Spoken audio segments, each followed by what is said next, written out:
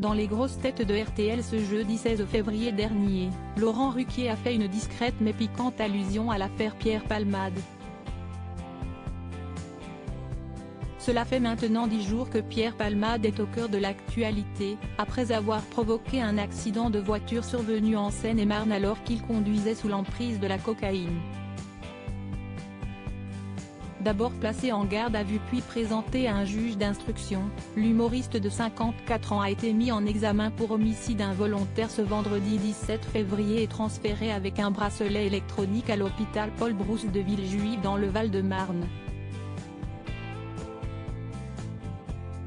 Laurent Ruquier silencieux sur l'affaire Palmade dans les grosses têtes sur RTL le 16 février dernier, veille de la mise en examen de l'humoriste, le journaliste Christophe Barbier, nouveau chroniqueur de l'émission, proposait lors du jeu des fake news une fausse affirmation sur l'ancien chef de gouvernement italien, Silvio Berlusconi qui a été acquitté mercredi 15 février par le tribunal de Milan dans la sordide affaire de ses soirées dites Bunga Bunga.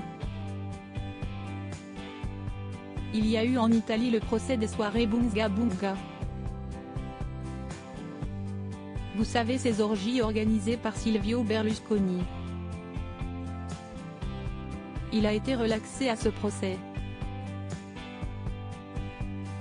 Pour être encore plus relaxé, au moment de l'annonce du verdict, il s'est tourné vers la juge et le cavalier élu a demandé en italien, une pompinello, si est à dire en français, une turlute, a exposé Christophe Barbier sous les éclats de rire de ses collègues sociétaires.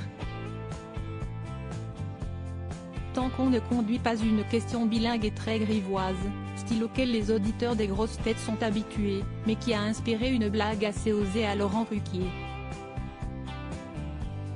J'accepte d'autres langues, tant qu'on ne conduit pas, a-t-il répliqué, hilar face à ses sociétaires faussement gênés.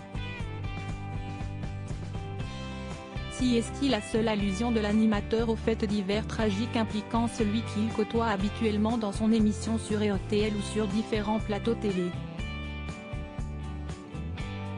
Il avait par exemple reçu Pierre Palmade sur le plateau d'On n'est pas couché en mai 2019 pour la promotion de son livre Dites à mon père que je suis célèbre. Conscient de son addiction, l'ex-mari de Véronique Sanson avait déclaré « Je ne prendrai plus jamais de drogue de ma vie, je le pense profondément et j'y crois ». À lire aussi il essaye d'en sortir. François Rollin revient sur les nombreuses addictions de son ami Pierre Palmade.